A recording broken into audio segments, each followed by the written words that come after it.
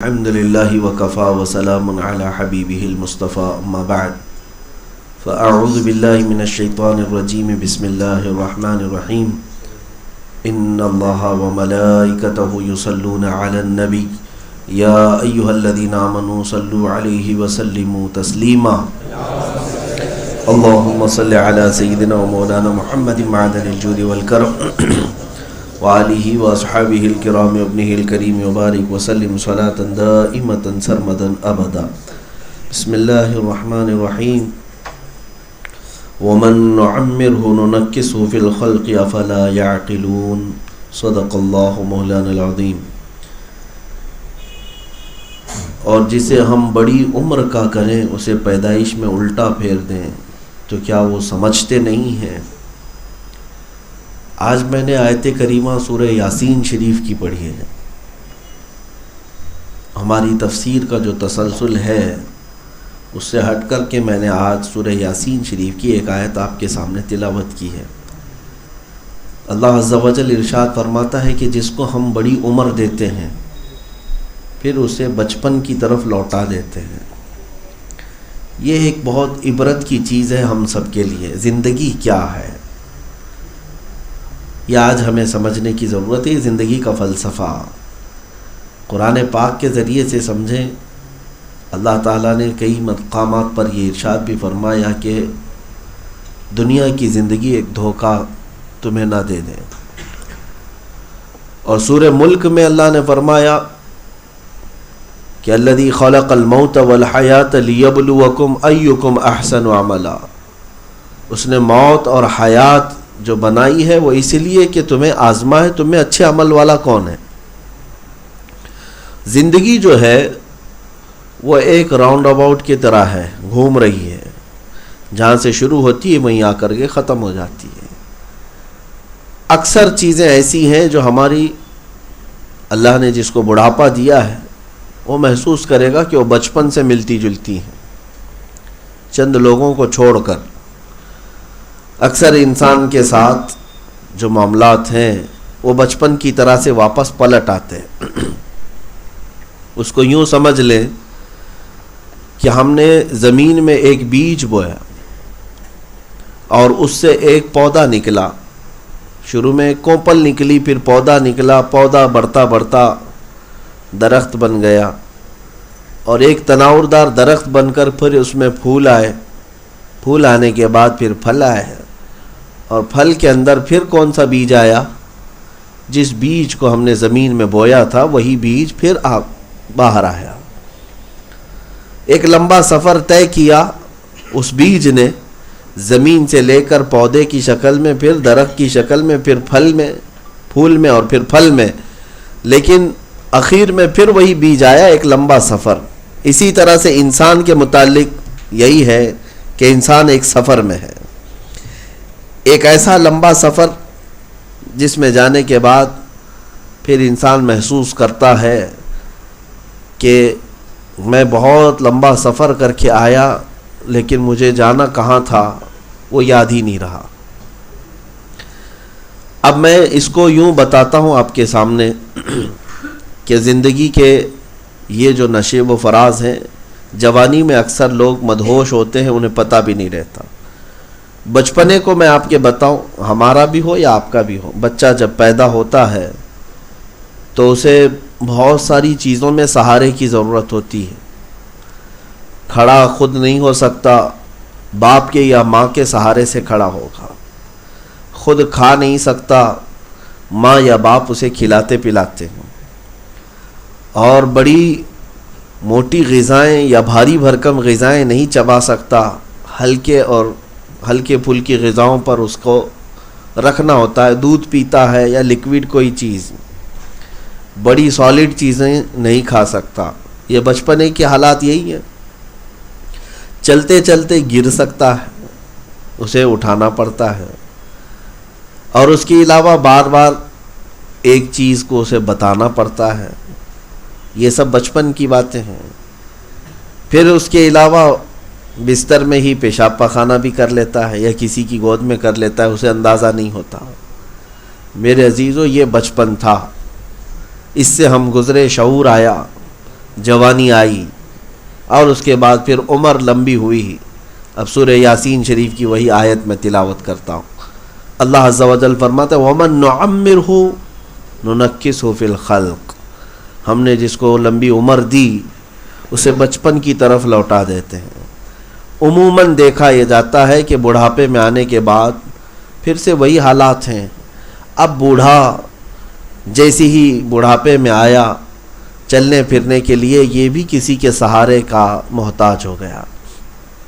اکثر تو حالات ایسے ہو جاتے ہیں جب زیادہ بڑھاپا آئے گا پھر بڑھاپے میں بھی کسی کو پکڑ کر کے چلانا ہوتا ہے.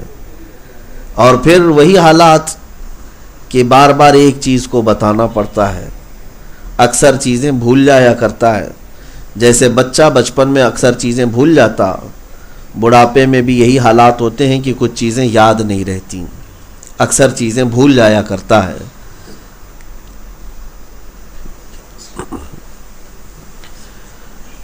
اور اس کے علاوہ ہم بچپنے میں جس طرح سے دیکھ رہے ہیں چلتے چلتے گر جاتا، بڑھاپے میں بھی یہی حالات ہوتے ہیں کہ چلتے پھرتے کہیں پر بھی بوڑھا گر جاتا ہے، اسے کسی کے اٹھانے کی ضرورت ہوتی ہے. اور بڑی سالڈ چیزیں بچپن میں بچہ نہیں کھا سکتا، بڑھاپے میں آنے کے بعد بھی وہی حالات ہیں. بڑھاپے میں آنے کے بعد بھی مرغن غذائیں، سخت غذائیں بوڑھے کو نہیں دی جاتی کہ ہاضمہ اب کمزور ہو چکا ہوتا ہے. وہ بھی ہلکی پھلکی غذائیں، وہ گنجی پر رہے، کھچڑی پر رہے، یا دودھ پانی پر رہے، یا جوس پر. آپ اندازہ کر سکتے ہیں کہ 80 سال 70 سال کے ہونے کے بعد پھر غذاؤں میں کمی کرنی پڑتی ہے، واپس وہیں پلٹ کر کے آئے. بھولنے کا حال بھی وہی ہے جیسے بچے بھولتے ہیں. سوالات کرنے کا انداز بھی وہی ہے جیسے بچے بار بار ایک ہی چیز کو سوال کرتے ہیں. اللہ تبارک و تعالیٰ قرآن پاک میں ساتھ میں یہ بیان کر کے یوں ارشاد فرماتا افلا یعقلون، تو کیا لوگ سمجھتے نہیں؟ کیا اس میں اللہ تعالیٰ کی نشانیاں نہیں ہیں؟ اور اللہ رب العزت اس بات پر بھی قادر ہے کہ بڑے بڑے پہلوانوں کو دبلا پتلا کر دیتا ہے. ہم نے دیکھا ہے وقت کے سورما، وقت کے بڑی بڑی طاقتوں کے مالک، لیکن جب ان کا بڑھاپا آیا تو وہ ایسے لاغر اور ایسے کمزور ہو گئے کہ کوئی ان کو اگر نہ دیکھا ہو تو پہلوان کبھی تسلیم بھی نہیں کرتا. ہم نے ایسے لوگوں کو دیکھا ہے کہ جو بھاری بھرکم تھے لیکن شوگر نے آ کر، بی پی نے آ کر، یا کینسر نے آ کر انہیں ایسے گلا دیا کہ جیتے جی ان کا سارا حصہ گل چکا ہوتا ہے. ہم نے ان کو نہایت ہی کمزور دیکھا. میرے عزیزو، زندگی کا یہی حال ہے. شیخ سعدی رحمۃ اللہ تعالیٰ علیہ نے جو فرمایا کتنی پیاری بات ہے. فرماتے ہیں انسان کی زندگی 2 ہی جملوں میں ختم ہو جاتی ہے. یہ کمانے کے چکر میں اپنی صحت گنوا دیتا ہے. اتنا کماتا ہے، اسے مال چاہیے، مال چاہیے، پیسہ چاہیے، پیسہ چاہیے، اور کمانے کے چکر میں اپنی صحت گنواتا ہے. اور پھر جب مال آ جاتا ہے تو صحت بچانے کے لیے مال گنواتا ہے. اکثر لوگوں کے حالات یہی ہیں کہ پیسے جو آ چکے ہیں وہ اب صرف اور صرف بیماریوں کے علاج میں لگانے پڑتے ہیں. کئی لوگوں کے ایسے ہیں کہ منتھلی ان کی جو گولیاں ہیں، ٹیبلٹ ہیں، وہ کسی کے گھر کے راشن کے برابر ہوتی ہیں. کسی کا گھر چل جائے اتنے راشن کے برابر کسی کی صرف اور صرف بی پی شوگر کی گولیاں ہوتی ہیں. یہ وہی مال خرچ کرنا ہے اپنی صحت بچانے کے لیے. انہی 2 چیزوں میں تو انسان زندگی مکمل کر کے چلا جاتا ہے. عزیزان گرامی وقار، بہت ساری چیزیں سملر ہیں. آپ محسوس کریں، ہم آئے تھے بغیر لباس پہنے، اس دنیا میں آئے تھے اور لباس ہمیں ہماری ماں اور باپ نے پہنایا تھا، لیکن جانے کے وقت پھر سے لباس اتار لیا جاتا ہے. یعنی یہ جو چیز تم یہاں پر آ کر لیے تھے پھر یہیں چھوڑ جاؤ. اس دنیا کا لباس ہی الگ ہے. بظاہر اگر دیکھا جائے تو بغیر لباس کے آئے تھے اور بغیر لباس کے ہی جا رہے ہیں. وہ تو صرف ستر چھپانے کے لیے ہمارا کفن پہنایا جاتا ہے، ورنہ کفن کو کوئی لباس تو نہیں کہتا کہ وہ کوئی کرتا پائجامہ ہے یا پینٹ شرٹ ہے. وہ بس مردے کے جسم کو اور ستر کو چھپایا جاتا ہے. میرے عزیزو، جس طرح آئے تھے ویسے ہی چلے جاتے ہیں. ماں کے پیٹ سے کچھ نہیں لے کر آئے تھے, کچھ نہیں لے کر آئے تھے, اور جب جا رہے ہوتے ہیں تو سب کو پتہ ہے کہ کیا لے کر جا رہے ہوتے ہیں, کچھ بھی نہیں ہے. جس طرح سے دونوں ہاتھ خالی تھے, جانے کے وقت بھی دونوں ہاتھ خالی ہی ہے. یہ زندگی کی حقیقت ہے. اور میں آپ کو بتاؤں, مانو یا نہ مانو, دنیا کا سب سے بڑا سچ موت ہے. تم اس کا انکار کرو یا مانو, دونوں صورتوں میں آپ کو یہ تسلیم تو کرنا ہی ہوگا کہ موت آنی ہے. اللہ تعالیٰ ارشاد فرماتا ہے قرآن پاک میں کہ ہم لوگوں کو اپنی طرف پھیر دیں گے. کئی جگہوں پر ہے وَإِلَيْهِ يُرْجَعُونَ وَإِلَيْهِ تُرْجَعُونَ وَإِلَيْهِ النُّشُورُ, قرآن پاک میں کہ تم سب کے سب لوٹائے جاؤ گے اس کی طرف, تم سب کے سب پلٹائے جاؤ گے اس کی طرف, اسی کی جانب جمع کیے جاؤ گے. یہ آیتوں میں مولا تعالیٰ نے بارہا ہمیں ارشاد فرمایا. تو مومن وہ ہے جو اپنی آخرت کے تصور کے ساتھ یہاں جیے, اور جس کے ذہن میں آخرت کا خوف نکل گیا تو پھر وہ کھوکھلا مسلمان ہے. اس سے ہر چیز ممکن ہے, وہ کچھ بھی کر سکتا ہے. زنا ہو, شراب ہو, جوا ہو, چوری ڈکیتی ہو, یہ سب چیزیں تو عام سی بات ہیں. جس کے ذہن سے آخرت کا تصور ہٹ جائے وہ اپنی ماں کے ساتھ زنا بھی کر سکتا ہے, وہ اپنی بیٹی کا منہ کالا بھی کر سکتا ہے. یہ بزرگوں نے فرمایا جب انسان کے ذہن سے آخرت کا تصور ختم ہو جائے, حساب دینے کا خوف نکل جائے, اللہ کے حضور حاضر ہونے کا خوف ختم ہو جائے, تو ہر چیز اس سے ممکن ہے. بلکہ وہ بھیانک گناہ بھی کر سکتا ہے جو جانوروں سے بھی صدور نہیں ہوتے. اس لیے میرے عزیزوں, آخرت کے تصور کے ساتھ جیے ہیں. زندگی بہت تیزی سے 12 بج رہے ہوں رات کے, تو گھڑی جیسی ہی آگے بڑھ گئی, ہو سکتا ہے آپ کو اس بات کی خوشی ہو کہ 1 بجنے والے ہیں, 2 بجنے والے ہیں, لیکن یہ گھڑی ہمیں بتا دیتی ہے کہ پھر 12 تو بجنا ہی ہے, 12 بجنا ہی ہے. 1 بجیں گے, 2 بجیں گے, 3 بجیں گے, لیکن یہ کانٹا گھوم کر کے واپس پھر 12 پہ لے آتا ہے. اسی طرح سے ہماری زندگیاں ہیں. جو لوگ ہیپی برتھ ڈے میں اتنی خوشیاں مناتے ہیں, پٹاخے اڑا رہے ہیں, موم بتیاں گل کر رہے ہیں اور کیک سے کھیل رہے ہیں, انہیں ایسا لگ رہا ہے کہ میری زندگی اور ترقی پذیر ہے. اس بات پر تو اب بڑے بڑے پارٹیاں, بڑے بڑے فنکشن ہال بک ہونے لگ گئے ہیں. نادان ہے انسان جو موت کے قریب جا رہا ہے, وہ خوشیوں میں رقص کر رہا ہے, اسے اندازہ بھی نہیں ہے کہ 1 سال اس کی زندگی کا کم ہو گیا اور موت سے قریب ہو گیا. میں نے یہ محسوس کیا ہے, آپ کو میں یہ بات بتا دوں کہ اگر کسی کو یہ بتا دیا جائے کہ اگلے 6 دن کے بعد تمہاری موت آنی ہے, تو مجھے بتاؤ اے مسلمانوں, کتنی پارٹیاں مناؤ گے, کون سی اینیورسری کرو گے؟ زندگی کے یہ دن ختم ہونے پر تم خوشیاں کس طرح مناتے ہو؟ بلکہ اللہ رب العزت کے حضور لوٹ آنے کی فکر اور بڑھ جانی چاہیے. پچھلے سال میری عمر 30 سال کی تھی, اب 31 سال ہو گئی. اس کا مطلب یہ ہے کہ اللہ تبارک و تعالیٰ نے جو مجھے مہلت دیا تھا وہ کم سے کم ہوتی جا رہی ہے, کم سے کم ہوتی چلی جا رہی ہے. تو زندگی کا جو خلاصہ ہے, جو بزرگوں نے بھی فرمایا, ہمارے پاس لمیٹڈ ٹائم ہے, شارٹ پیریڈ ہے, وقت کی قلت ہے. میں نے شاید اس سے قبل بھی آپ کو بتایا ہوگا, ایک کیلکولیشن میرے ایک استاد نے بتایا تھا. روزانہ آپ اپنی زندگی میں 8 گھنٹے سو جاتے ہیں, 24 گھنٹے میں 8 گھنٹے آپ سوتے ہیں. پتہ ہے اس سے زیادہ بھی سوتے ہوں گے لوگ, لیکن 8 گھنٹے کا ہی اگر حساب کرتے ہیں تو 24 میں سے 8 کا مطلب ہوا 1/3 حصہ, 1/3. 8 8 16, 8 3 24. 24 کو اگر 3 حصوں میں ڈیوائڈ کریں تو 1/3 حصہ ہم روز سوتے ہیں, 1/3. اور اگر کسی کی زندگی 60 سال کی ہوئی تو 60 کا اگر 1/3 نکال دیں تو 20 سال ہوتے ہیں. 60 سال والا آدمی 20 سال صرف سویا ہے, 20 سال صرف سونے میں گزر جاتے ہیں.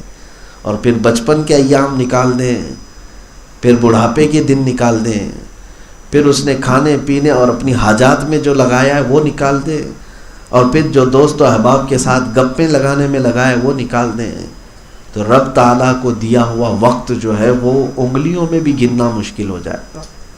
بہت کم وقت ہم نے اپنے رب ذوالجلال کے حضور دیا ہے۔ اسی لیے قرآن پاک میں اللہ تعالیٰ نے کئی جگہ پر فرمایا انسان جلد باز ہے، انسان بھول جاتا ہے۔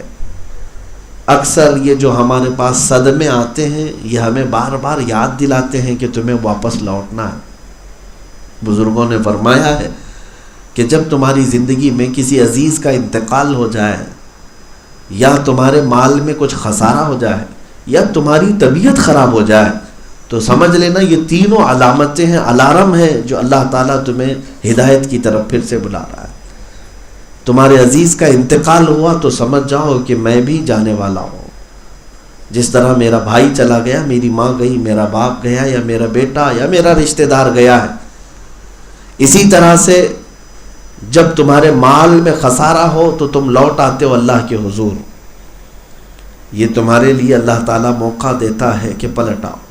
یا پھر بیماری آئی تو خوف ڈر کہ پتہ نہیں اس بیماری میں مر نہ جاؤں۔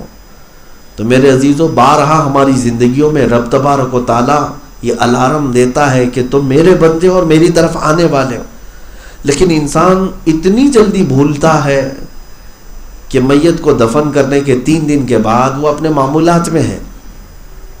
بلکہ ہم نے تو قبرستان میں ٹھٹا مار کر ہنستے ہوئے لوگوں کو دیکھا ہے، ادھر مردے کو دفن کر رہے ہیں، ادھر لطیفے سنا رہے ہیں۔ قبرستان میں مذاق مستیاں چل رہی ہوتی ہیں، کیسے ان کے سخت اور کٹھور دل ہیں، ان کے دل کالے ہو گئے۔ دنیا سے جانے والے کے غم میں نہ روتے، لیکن اپنی آخرت کو یاد کر کے تڑپ تو جاتے کہ یہ چھوٹی سی قبر میں مجھے بھی لوگ دبا دیں گے، دفن کر دیں گے۔ جسے اپنے آخری گھر کا خیال ہو وہ کیسے مذاق کرے گا، قبرستان میں کیسے ہنسے گا۔ میرے عزیزوں، یہاں پر بات صرف اور صرف مجھے اتنی کرنی ہے کہ انسان اگر بھول جائے تو یہ بہت لمبا بھول جاتا ہے، جلدی پلٹتا نہیں۔ اس لیے آپ ان لوگوں کی طرح نہ بنیں جو اپنے رب کو اور اپنے خدا کو بھلا کر اپنی زندگی کو یہ حقیقی منزل سمجھ بیٹھے۔ ایک آیت میں آپ کو پڑھ کر سناتا ہوں۔ رب تبارک و تعالیٰ فرماتا ہے وَلَا تَكُونُوا كَالَّذِينَ نَسُوا اللَّهَ، اللہ فرماتا ان لوگوں کی طرح مت بنو جو اللہ کو بھول گئے۔ تمہیں کس نے بنایا تھا یہ بھول گئے، کون کھلا رہا ہے یہ بھول گئے، کون تمہاری زندگی کے نشیب و فراز کو طے کرتا ہے بھول گئے۔ اگر بھول جاتے ہو تو پھر ہوگا کیا؟ رب تعالیٰ فرماتا ہے فَأَنْسَاهُمْ أَنفُسَهُمْ، ایک وقت آئے گا کہ اللہ ان کو خود کو بھلا دے گا۔ یعنی تم اپنے آپ کو بھول جاؤ گے کہ میں کون ہوں۔ یہ وقت آتا ہے جو اللہ کو بھول گئے، مرنے سے پہلے وہ اپنے آپ کو بھی نہیں یاد رکھ پاتے۔ جاؤ بستروں کے پاس جن کی روح نکل رہی ہوتی ہے پوچھ کے دیکھو کہ نام کیا ہے، وہ آئیں آئیں کرتا رہتا ہے۔ ہاں، سکرات کا وقت یہ معمولی نہیں ہوتا۔ میں سب کے متعلق نہیں کہہ رہا ہوں، بہت ساری اچھی موتیں بھی ہیں، لیکن میرے عزیزوں جو اللہ کو بھول کر پوری زندگی گزارتے رہ گئے، آخری وقت ایسا آتا ہے ان کا اپنا آپا انہیں یاد نہیں رہتا، ان کا نام تک یاد نہیں رہتا۔ ان کی اولاد سامنے کھڑی رہتی ہے لیکن وہ پوچھ رہے ہوتے ہیں کہ یہ کون ہے، وہ کون ہے، یہ کیوں؟ وہی قرآن پاک میں اللہ نے فرمایا کہ جو اسی زندگی کو حقیقی سمجھ بیٹھے اور اللہ کو بھول گئے، اللہ تعالیٰ انہیں ان کے اپنے آپ کو بھلا دیتا ہے۔ مولانا فرماتے ہیں، مولانا روم جلال الدین رومی رحمۃ اللہ علیہ، کہ ایک شخص نے ایک طوطا پالا تھا اور اس کی آواز اسے اچھی لگتی تھی۔ اس طوطے کو اس نے کلمہ سکھایا تھا، رٹا مار کر کے طوطا بار بار یہ لا الہ الا اللہ لا الہ الا اللہ کہتا تھا۔ طوطے سے اسے بڑا پیار تھا۔ ایک دن اس کے پنجرے کے پاس ایک بلہ آیا، طوطا باہر نکلا تھا، بلے نے پنجہ مارا، جیسے ہی اس طوطے کے سر پر پنجہ مارا، طوطا ٹائیں ٹائیں ٹائیں ٹائیں کرتا رہا اور مر گیا۔ بلے نے اس کو اچھی طرح سے پھاڑ دیا۔ مالک دیکھ رہا تھا طوطے کا۔ یہ مولانا روم جب کوئی بات بتاتے ہیں تو وہ روح کی گہرائی میں اتر کے بتاتے ہیں، کوئی کہانیاں نہیں سناتے، اس سے زندگی کا کوئی نہ کوئی ایک اہم بات کھلتا ہے۔ مالک آیا اور دیکھا کہ اس کا پالا ہوا طوطا مر گیا، لیکن بلہ جب پنجہ مارا تو یہ کافی چلا رہا تھا۔ اس بات کو لے کر وہ مالک جو ہے طوطے کا غمگین ہو گیا اور رونے لگ گیا۔ لوگ آئے، کہا کہ میاں کوئی رشتہ دار تھوڑی نہ مرا ہے، اتنا غم کر رہے ہو، طوطا مرا ہے، دوسرا طوطا لے آؤ، پھر پالو، پھر وہ تمہاری تربیت میں ویسے ہی بن جائے گا جیسے پہلا طوطا تھا۔ اس مالک نے کہا میں اپنے طوطے کی موت کے غم میں نہیں رو رہا، طوطا طوطا تھا، مسئلہ میرے لیے وہ نہیں ہے۔ میں نے اس طوطے کو کلمہ پڑھایا تھا، سکھایا تھا، رٹ کر کے یہ بار بار لا الہ الا اللہ لا الہ الا اللہ کہتا تھا طوطا، صبح شام پنجرے میں بولتا رہتا تھا۔ لیکن آج میں نے حیرت سے دیکھا جب بلے نے اس طوطے پر پنجہ مارا تو طوطا لا الہ الا اللہ کہنے کی بجائے اپنی اصلی آواز نکال رہا تھا، ٹائیں ٹائیں ٹائیں ٹائیں ٹائیں ٹائیں، جو اس کی آواز ہوتی ہے۔ تو یہ مالک کہتا ہے کہ میں نے اتنے سالوں جو محنت کیا وہ چیز ہی بھول گیا، جب پنجہ اس کے اوپر پڑا مجھے اس بات کا خوف ستا رہا ہے کہ جب ملک الموت کا پنجہ ہم پر پڑے کہیں ایسا نہ ہو کہ گناہوں کی آواز آ جائے اور کلمہ ہم بھول جائے۔ ہوتا ہے میرے عزیزوں، ہوتا ہے۔ بعض لوگوں کے متعلق سنا گیا ہے کہ جب ان کی روح نکلنے کا وقت قریب آیا تو وہ گانے لگ گئے، کسی کو گالی گلوچ کرنے لگ گئے۔ گالی دینے کی عادت تھی بچپن سے، بات بات میں گالی دیتے تھے۔ کسی نے کلمہ پڑھنے کے لیے کہا ایک بوڑھی عورت کو تو وہ گالی دینے لگ گئی، ایسی گالیاں کہ پھر وہ کفریات تک بھی پہنچ سکتی ہیں، خدا کو گالی دینا، اللہ کو گالی دینا، یا اس کے سامنے جس کا ذکر ہو اس کو گالی دینا۔ انسان اپنی اصلیت پر آ جاتا ہے مرنے کے وقت، لیکن یہ حالات ان کے لیے ہیں جو زندگی میں اللہ کو بھولے رہے، اور قرآن یہی کہتا ہے۔ اور ایک آیت ہے 16ویں پارے کی، اللہ تبارک و تعالیٰ فرماتا ہے کچھ لوگ قیامت کے دن اٹھائے جائیں گے اندھے ہو کر، وہ پوچھیں گے ربی لما حشرتنی اعمی وقد کنت بصیرا، اے اللہ میں تو اکھیارا تھا دنیا میں، آنکھ والا تھا، لیکن آج تو نے مجھے اندھا کر کے کیوں اٹھایا؟ قال ربی لما حشرتنی اعمی وقد کنت بصیرا، رب تعالیٰ فرماتا ہے وَكَذَلِكَ أَتَتْكَ آيَاتُنَا فَنَسِيتَهَا وَكَذَلِكَ الْيَوْمَ تُنْسَى، اے میرے بندے دنیا میں میری بہت ساری نشانیاں تیرے پاس آتی تھی، تو بھول جاتا تھا، میری آیتیں آتی تھی، میری طرف بلانے والے آتے تھے، انہیں پیٹ پیچھے ڈال دیتا تھا، اسی طرح آج بھی تجھے بھلا دیا گیا ہے، تیری آنکھیں ختم کر دی گئی ہیں۔ اعمیٰ کا مطلب صرف آنکھوں سے اندھا ہونا نہیں ہے، بلکہ پورا میموری پاور ختم ہو جانا۔ ایک بات کی طرف آپ نے کبھی توجہ کیا، میں اس سے قبل بھی شاید آپ کے سامنے رکھا ہوں، کہ دنیا میں جو ایگزام ہوتا ہے نا، امتحان ہوتا ہے، وہ بڑا سسپینس رکھا جاتا ہے، اس کو ظاہر سی بات ہے بہت سیکیور بھی رکھا جاتا ہے، تجسس ہر ایک کو رہتا ہے، 10ویں والے ایگزام دے رہے ہیں، 12ویں والے دے رہے ہیں، ارے 7ویں والے دے رہے ہیں، لیکن کیا پرچے میں آنے والے کوشچن پتہ ہی نہیں، ڈسکشن چلتا رہتا ہے، تیاریاں چلتی رہتی ہیں، ٹیوٹر جو ہے ہر ممکن سوال کا جواب انہیں سکھا رہا ہوتا ہے یہی ہے، کوشچن پیپر پتہ نہیں ہے، اسی بات کی تو سارے طلبہ تیاری بھی کر رہے ہوتے ہیں، پتہ نہیں، اور اگر لیک ہو گیا تو ایگزام کینسل، دوبارہ پیپر بنے گا۔ لیکن حیرت ہوتی ہے ایک ایگزام ایسا ہے جس کے کوشچن بھی پورے عام کر دیے گئے ہیں، وہ ہے قبر کا امتحان، سوالات کیا کیا ہیں وہ بھی بتا دیے گئے، من ربک ما دینک ما کنت تقول فی حق ھذا الرجل، 3 ہی سوال۔ تو تیرا رب کون ہے، تیرا دین کیا ہے، اور حضور کے بارے میں تو کیا کہتا تھا. کوشچن بھی لیک ہے. اتنا ہی نہیں بلکہ آنسرز بھی بتائے گئے، جوابات بھی سب کو پتا ہے. نہیں پتا؟ ارے میاں پورے مومنین کو پتا ہے، اور سبوں نے علماء سے سنا ہے، کتابوں میں پڑھا ہے. میں یہ سوچتا ہوں کہ پھر اس کو امتحان کیسے کہیں گے؟ یہ سوالات کیسے؟ سوال تو وہ ہوگا کہ اچانک آدمی کا ٹیسٹ لیا جائے اور بتایا نہ جائے اس کو، لیکن یہاں بتا بھی دیا گیا. کوشچن بھی بتایا گیا ہے، آنسر بھی بتایا گیا، سوال بھی معلوم، جواب بھی معلوم. تو پھر یہ امتحان کیسا؟ توجہ چاہتا ہوں میرے عزیزو، اتنے ہلکے میں مت لے لینا، اتنے آسانی کے ساتھ نہ لے لینا. یہ 3 سوال ہیں، تینوں کے میں 1 منٹ بھی نہیں لگیں گے، جواب دے دوں گا. یہاں جواب تو دے سکتے ہو، لیکن بزرگوں نے فرمایا بعض لوگ وہ ہیں جن کو قبر میں جانے کے بعد ان 3 سوالات کے جوابات میں 500 سال لگ جاتے ہیں. جوابات نہیں آ پاتے. ایسی کیا ڈیفیکلٹی ہے، ایسا کیا سخت ہے ان کے جوابات میں؟ کون سی چیز ہے؟ میرے عزیزو بات صرف اتنی ہے کہ تمہیں یہ چیز ماننی پڑے گی کہ آج ایک موبائل تمہارے پاس ہے، جتنی چیزیں اس کے میموری میں ڈالو گے اتنا سب سیو کر لے گا. صحیح ہے؟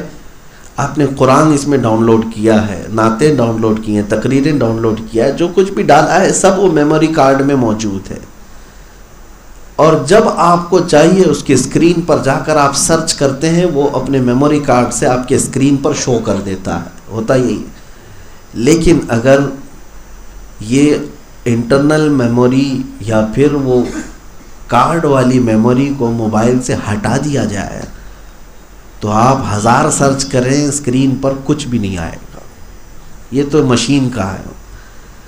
آپ کے لیے معاملہ یہی ہے، جب روح نکالی جاتی ہے انسان کے جسم سے تو ساری چیزیں اس کی سلب کر لی جاتی ہیں، ختم کر دی جاتی ہیں.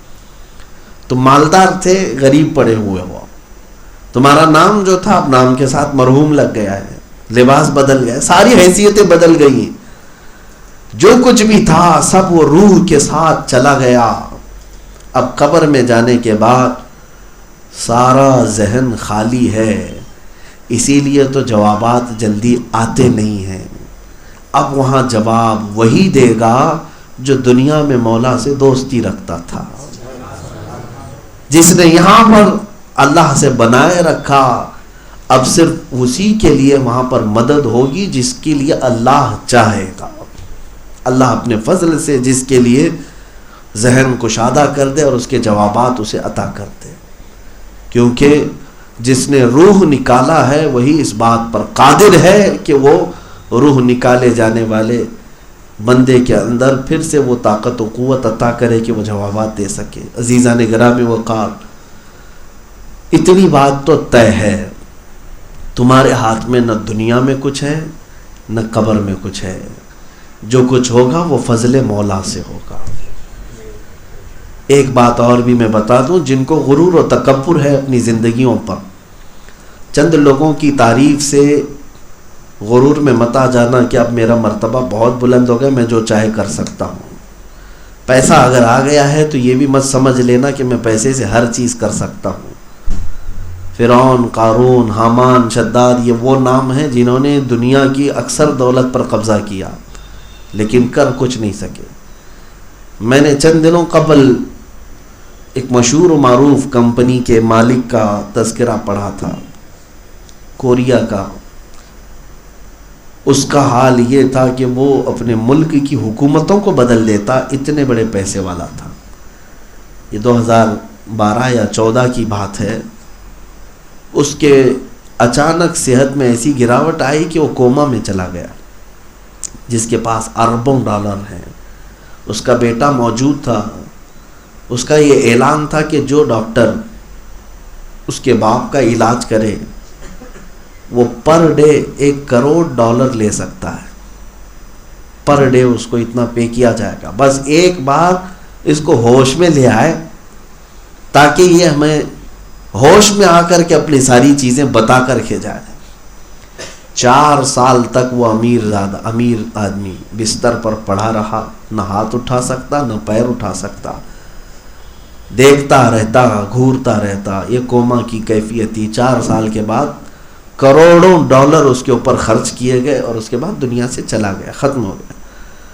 میں نے یہ محسوس کیا، اتنے بڑے پاور والا جو کبھی تختے بدل دیتا، حکومتیں بدل دیتا، لیکن وہ صرف اپنا بستر بدل نہیں سکا، اپنی صحت کو نہیں واپس لا سکا۔ یہ انسان کی حیثیت ہے، ہماری زندگی کی یہی حیثیت ہے۔ مولا علی کرم اللہ وجہہ الکریم کے پاس ایک شخص آیا اور اس نے کہا کہ حضور، ہماری دوڑ بھاگ، ہم طاقت حاصل کرنے کے پیچھے اتنا بھاگتے ہیں، انسان کتنا پاور حاصل کر سکتا ہے یا انسان کتنا طاقتور ہے؟ تو وہ تو سامنے پوچھنے والے کے انداز کے اعتبار سے جواب دیا کرتے۔ مولا علی کرم اللہ وجہہ الکریم نے فرمایا، اس کے جوابات تو بڑے تفصیلی ہیں، مگر میں تجھے ایک بات کہتا ہوں کہ ایک پیر اٹھا، کھڑا ہو جا۔ وہ سامنے آنے والا شخص پوچھا کیا تھا کہ انسان کی کتنی طاقت ہے؟ حضرت علی نے کہا ایک پیر اٹھاؤ۔ پیر اٹھایا، ایک پیر پہ کھڑے رہو۔ ایک پیر پہ کھڑا رہا۔ پھر حضرت علی نے فرمایا کہ دوسرا پیر بھی اٹھاؤ۔ کہا کہ حضور اب تو سر کے بل گروں گا۔ حضرت علی نے فرمایا بس اتنی طاقت ہے، اتنی ہے تمہارے پاس کہ ایک ہی پیر اٹھا سکتے ہو، دوسرا اٹھاؤ گے تو سر کے بل گرو گے۔ اس سے زیادہ تمہارے پاس پاور بھی نہیں ہے، طاقت بھی نہیں ہے۔ ہاں، رب تبارک و تعالیٰ اپنی شان سے جسے جتنا نوازنا چاہے، لیکن انسان اپنی طاقت کے بل بوتے اس سے زیادہ نہیں حاصل کر سکے گا۔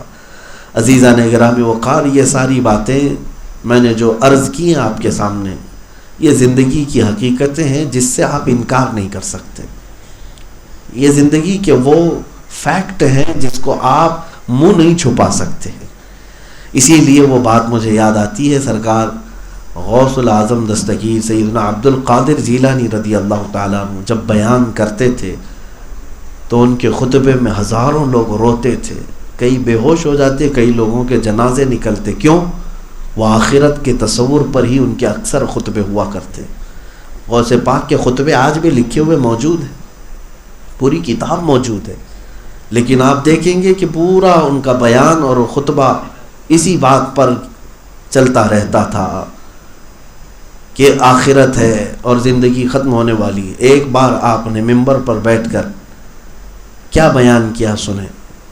پہلے تو اپنے صاحبزادے سے کہا آج تم بیان کرو، وہ بیان کرتے رہے، لوگ خاموش رہے۔ وہ اتر آئے اور کہا ابا جان، آپ جس طرح بیان کرتے ہیں کہ لوگ دھاڑے مار کر کے روتے ہیں، میں نے بیان کیا کافی دیر تک لوگوں میں سناٹا ہے۔ غوث پاک پھر خود چڑھ گئے ممبر پر، کہا میں بیان کرتا ہوں۔ اور بیان کیا کیا؟ کہا اے لوگوں سنو، میرے گھر میں آج ایک عجیب حادثہ ہوا۔ میں نے دوپہر کا وقت تھا، گرمیاں تھیں، میری بیوی نے دہی جمع کر رکھا تھا مٹی کی ہانڈی میں تاکہ ان گرمیوں میں میں دہی کھا لوں۔ دوپہر کو جب میں پہنچا تو میرے پہنچنے سے پہلے ایک بلہ آیا اور پنجہ مارا اور دہی کی ہانڈی پھٹ گئی، پورا دہی بہہ گیا، نہ میں کھا پایا نہ میری بیوی کھا پائی۔ اتنا بیان کیا غوث پاک تو لوگ رونے لگ گئے، دھاڑے مار کر رونے لگے۔ کیا تھا میرے عزیزوں، گھر کا واقعہ بیان کرنے پر رونا کس بات کا؟ اصل میں بات یہ تھی کہ وہ بغداد والے جو محفل میں حاضر ہوتے تھے وہ غوث پاک کے مرید ہی نہیں، وہ اہل دل تھے۔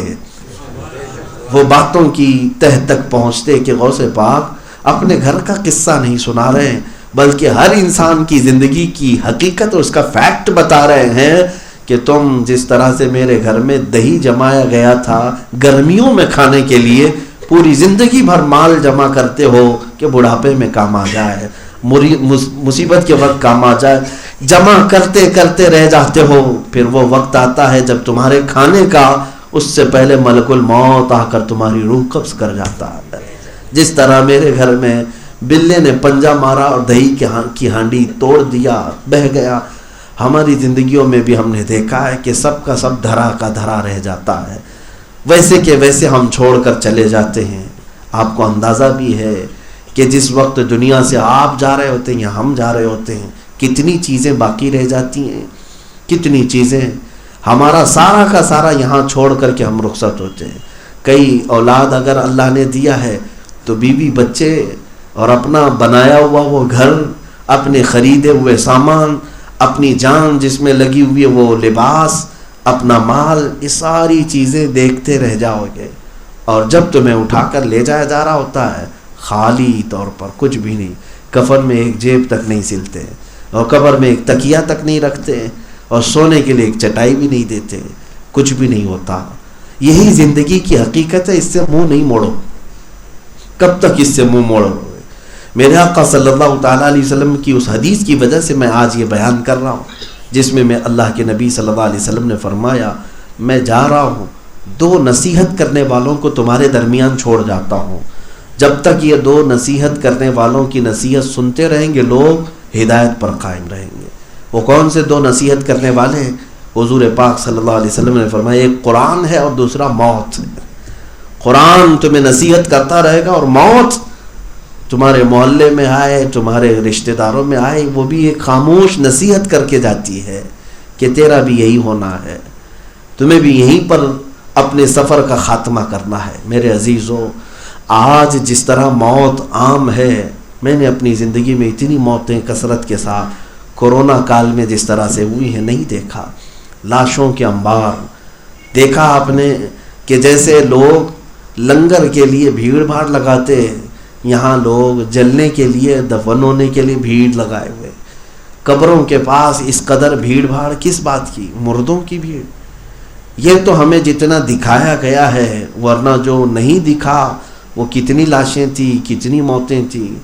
میرے عزیزو، موت کا بازار گرم تھا، اور یہ انہی حالات کے دوران ہم سب کو پھر سے اپنا احساس بیدار کرنا چاہیے کہ مجھے پلٹنا ہے۔ اچانک کوئی بلاوا آ جائے تو مجھے سب چھوڑ کر کے نکلنا ہوگا۔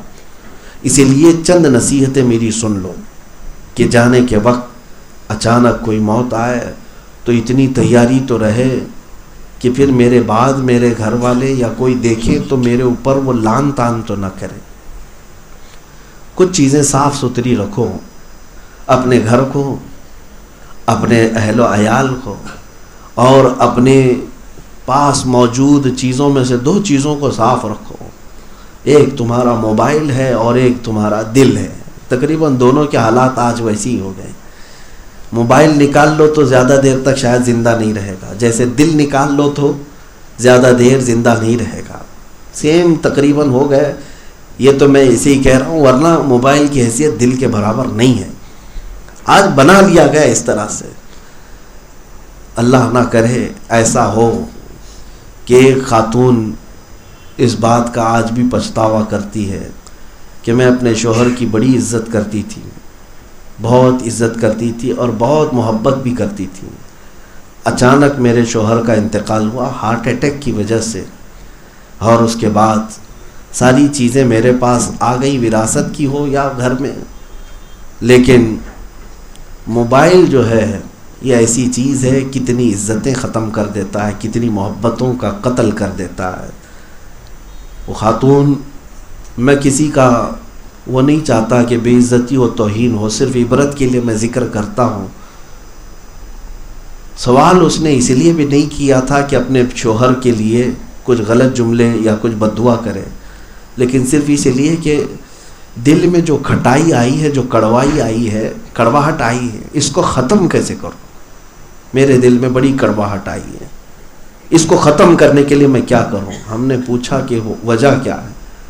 کہا کہ موبائل کو جب پھر ہم نے اس کی موت کے 2-3 دن بعد اوپن کیا تو وہ بھیانک چیزیں تھیں جو ہمیشہ وہ مجھ سے چھپائے رکھتا تھا، اور وہ غلاظتیں تھیں جس کو ذکر نہیں کر سکتے۔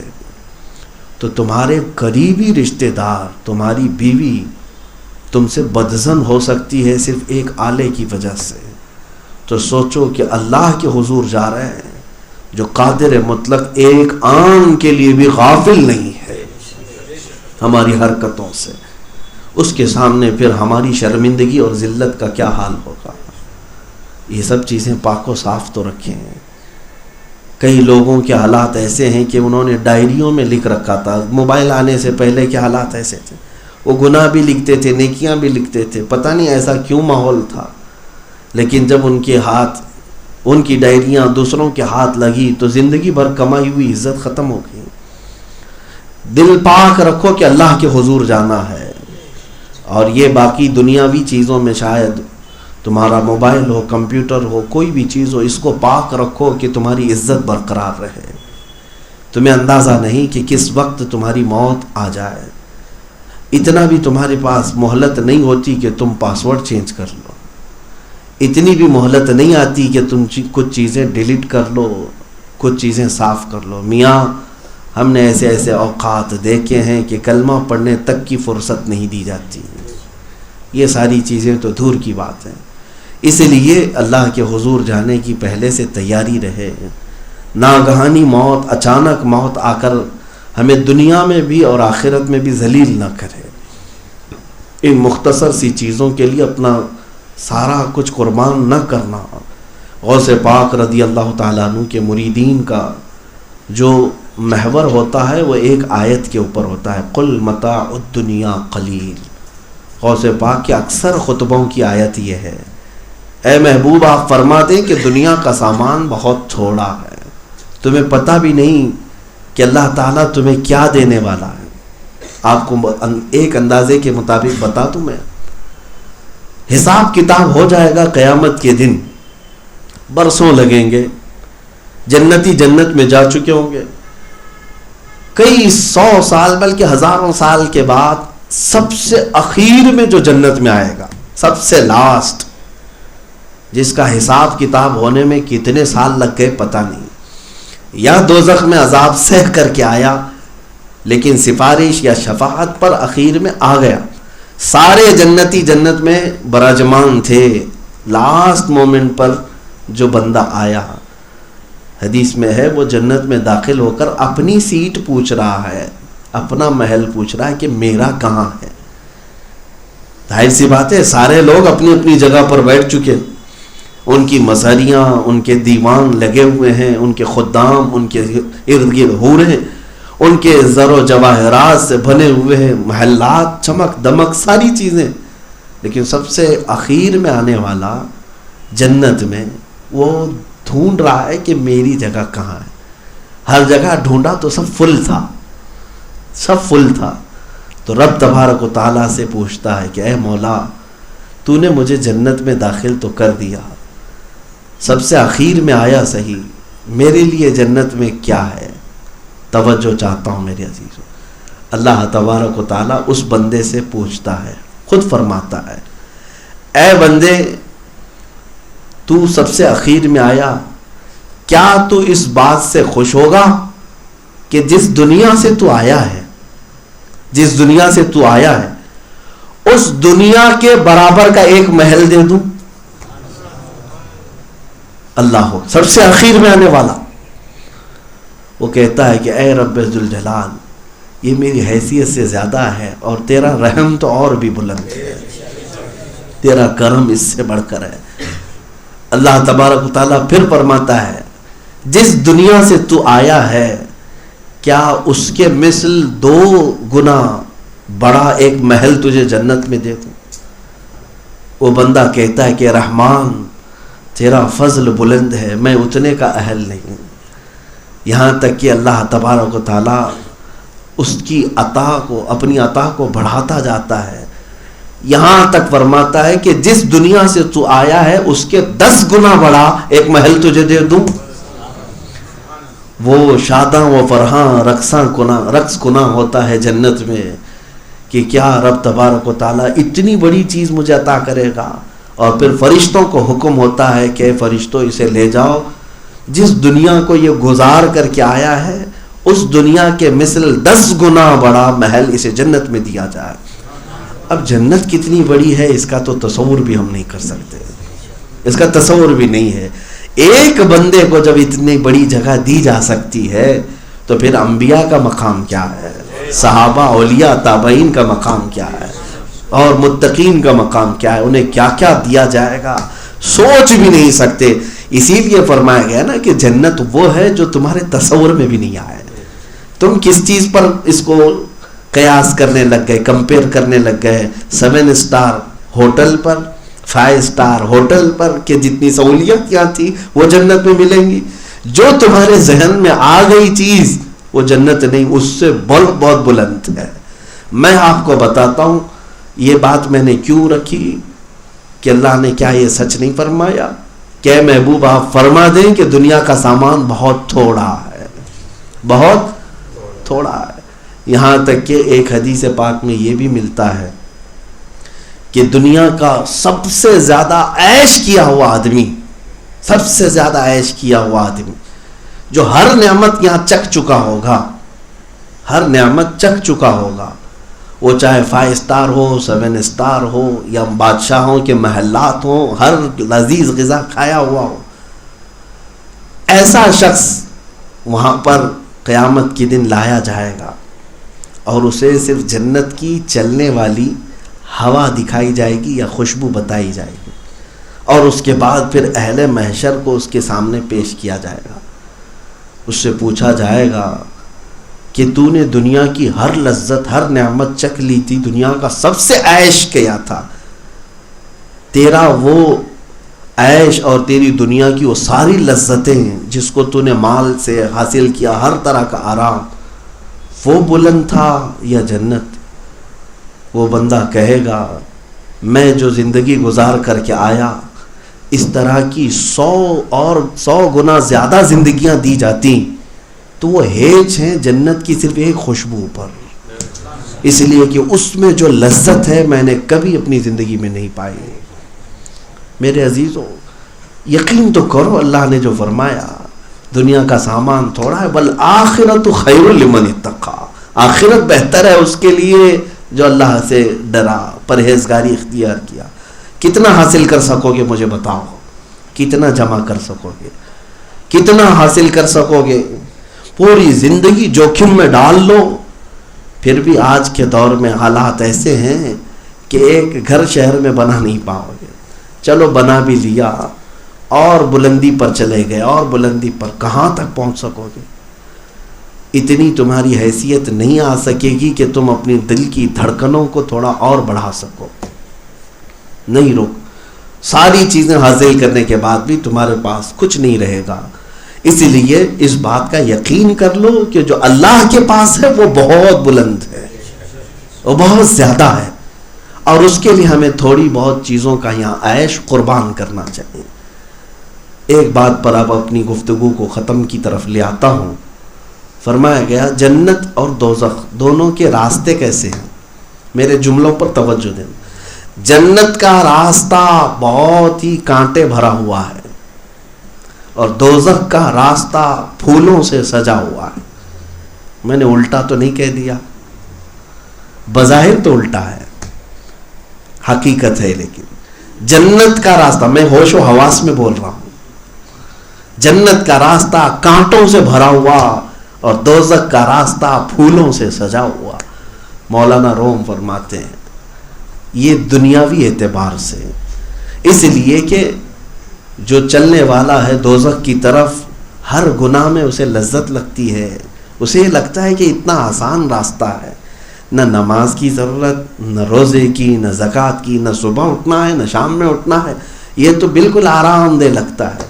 اور جنت کے راستے کو بتایا گیا ہے کہ فجر میں اٹھ جانا ہے, ٹھنڈے پانی سے وضو کرنا ہے, اور محنت کے ساتھ روزے رکھنا ہے, پسندیدہ مال کو زکوٰۃ میں دینا ہے. یہ سب کانٹے ہی تو ہیں.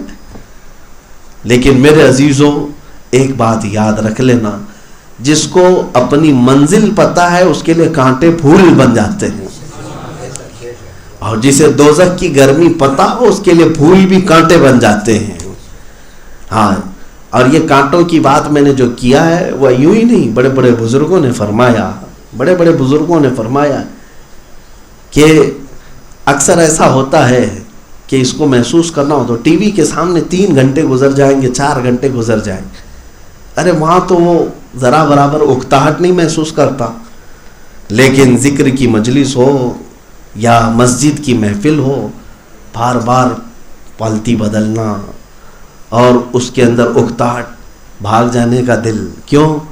ایک بزرگ نے یہی فرمایا کانٹوں کے اوپر آدمی کتنی دیر بیٹھ سکتا ہے؟ کانٹوں کے اوپر آدمی کتنی دیر بیٹھ سکتا ہے؟ اس کو چبھن ہوتی رہے گی، شیطان چبھاتا رہے گا. یہاں پر اپنے نفس کو کنٹرول کر کے بیٹھنا ہوتا ہے، اسی لیے اس طرح کی کیفیت ہوتی ہے. اور باقی دوسرے انٹرٹینمنٹ میں ارے وہ تو پھولوں میں بیٹھا ہوا ہے جو دوزخ کی طرف لے جا رہا ہے، وہاں بے چینی اسی لیے نہیں ہے. لیکن جس بندے نے ان کانٹوں کو، اپنی منزل کو سمجھ لیا، یہ کانٹے بھی اس کے لیے پھول بن جاتے ہیں، اس کے لیے راحت کا سامان بن جاتے ہیں. خیر، اس بات پر میں اپنی گفتگو کو ختم کرتا ہوں کہ اللہ تبارک و تعالی جتنی بھی زندگی عطا کیا ہے، اس میں آخری سانس آنے تک ہمیں مولا تعالیٰ اپنی اور اپنے رسول سے غافل کبھی نہ فرمائے. ہمیں غفلت کی زندگی سے مولا تعالیٰ آزاد فرمائے، اور جو غفلت میں ہم نے جانے میں انجانے میں گناہ کیے مولا ان سب کو درگزر فرمائے. اور رب ذوالجلال تیرے حضور لوٹنے سے پہلے ہم سب کو توبہ کی توفیق عطا فرمائے. اے کریم خدا، دنیا کی ہوس، ہرس اور لالچ سے ہمارے دلوں کو پاک کرتے ہیں. یہاں رہتے ہوئے ہمیں اپنی آخرت بنانے کی توفیق عطا فرمائے. وصلی اللہ تعالی علی خیر خلق محمد وآلہ واصحابہ اجمعین، وآخر دعوانا ان الحمد للہ رب العالمین. سلام.